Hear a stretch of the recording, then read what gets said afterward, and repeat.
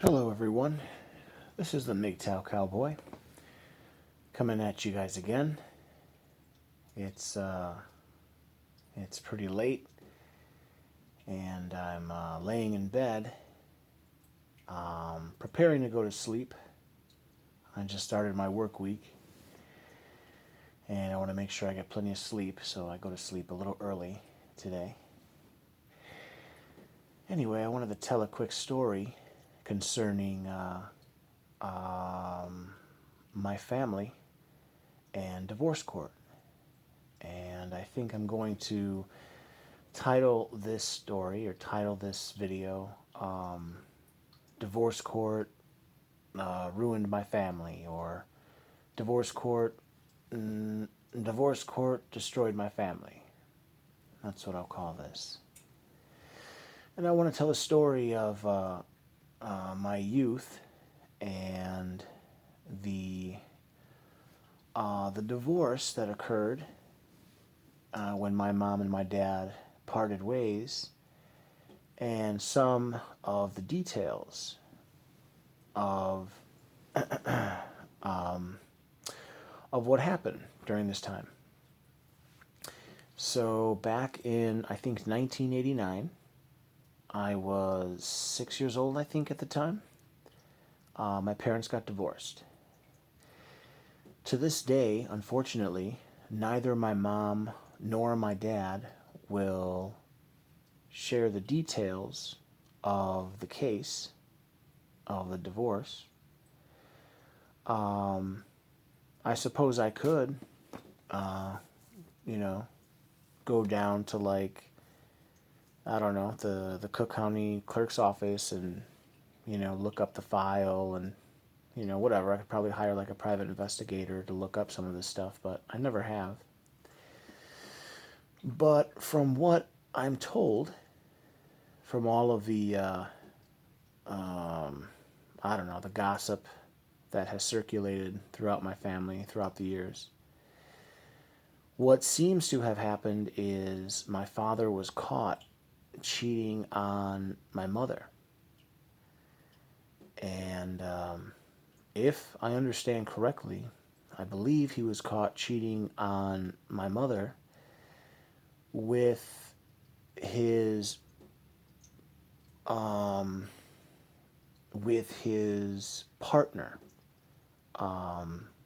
My father used to be a police officer, and I think at one time one of his partners that was assigned to him was a woman who later became his second wife. And if my understanding is correct, he had an ongoing affair with her while he was married to my mother. Somehow, some way, my mother eventually found out, and it led to a divorce. Of course there are probably other issues, maybe some of which I've heard about, maybe some of which I haven't. I don't know. I don't know. But that seems to be the story. Um, and yeah, my parents got divorced. But even though it is fair to say that what both my father and my stepmother did, if that is the truth, and I do believe it to be the truth, if what they did is true, it is wrong. It is definitely not acceptable. However, I also do think that the penalty that my father suffered for being held accountable for his infidelity was extreme, or I don't know what to call it, outside the realm of fair. Maybe you could say it was extreme, or maybe cruel or something. He basically lost everything. He was able to keep his pension, the pension from his work, But besides his pension, I believe he lost almost everything, including three properties, two rental units, and a house. The house was given to my father by his father, a Mexican immigrant that came here with nothing, with the shirt on his back. And he built himself up, worked and worked and worked. The guy had, like, 3 jobs. At the time of his death, my Mexican grandfather had, like, I don't know, 3 houses and 3 gas stations, a house in Mexico, a laundromat, and he might have had some other stuff, a lot of personal belongings. He did very well for himself. And he gave my father one of his houses. There is no way. I don't think there's any way to convince me of the idea that, even though I do believe that it was my father who was guilty of infidelity in the marriage, you would be hard pressed to try to convince me that my father should have lost everything. Why, at the very least, should he not be able to keep the house that his own father gave to him? Who knows? Maybe my father would have been able to give me the house. You never know. And we will never know. But my mom did, in fact, get everything. She got a house that was paid off and 2 all-brick multi-unit investment properties. One was a 4-unit, one was a 6-unit. And, as it turned out, both of these properties are in a certain neighborhood in Chicago. We can call it Bucktown. Probably a better description would be Wicker Park. If anyone in the Chicagoland area, or anyone who knows anything about Chicago, knows that this area is, I guess you could use the word, it has as of late become very gentrified. Or maybe that's a euphemism. Basically, the value of these properties has shot through the roof. And now these properties, all of them together, we would be talking about millions of dollars. Not to mention, let's see, they got divorced in 1989. You do the math, let's say 90, 2000, 210, 220. Over 3 decades of rents as well. All of it lost. All of it lost, you say? How did that happen? Well, my mother, she did in fact win the entire familial estate was awarded to her. But, and here's the rub. She somehow lost everything. I have no idea how. And to this day, this is like a thorn in my side. I can't believe my mom won't even tell me. She won't tell any of us. Was she sleeping with her lawyer? I don't know. But something happened where somehow, some way, she was awarded all the property. And she somehow lost all 3 of the properties. And then this lawyer that she had ended up getting them all. I don't know how that happened. And I noticed about my mom, well, I noticed about both my mom and my dad, and they sort of act differently when the subject comes up. When I talk about these, when I bring this up to my father, he gets real quiet. When I bring this up to my mom, it's the exact opposite. She gets real loud. She gets real angry. Immediately she starts I don't know, just goes into a rage. Oh, I don't know. She doesn't like talking about it. She denies any wrongdoing.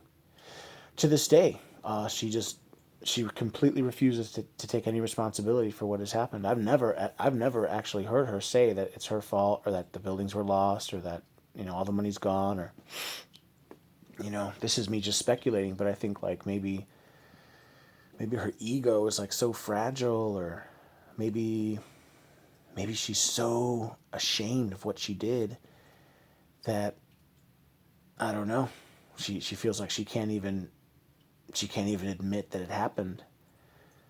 I don't know. I'm not like a clinical psychologist or anything, but yeah.